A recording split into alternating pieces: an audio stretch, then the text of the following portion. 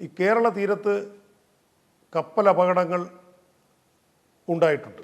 പക്ഷേ ഒരു കപ്പൽ മുങ്ങിത്താഴുന്ന ഒരു സംഭവം വളരെ അപൂർവങ്ങളിൽ അപൂർവമാണ്.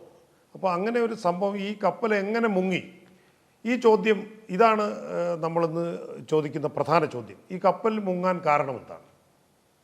640 കണ്ടെയ്നറുകൾ വിഴിഞ്ഞത്തുനിന്ന് കയറ്റി കൊച്ചിയിലേക്ക് പോയ കപ്പൽ, ഈ മൺസൂൺ കാലാവസ്ഥ മോശമാണ്.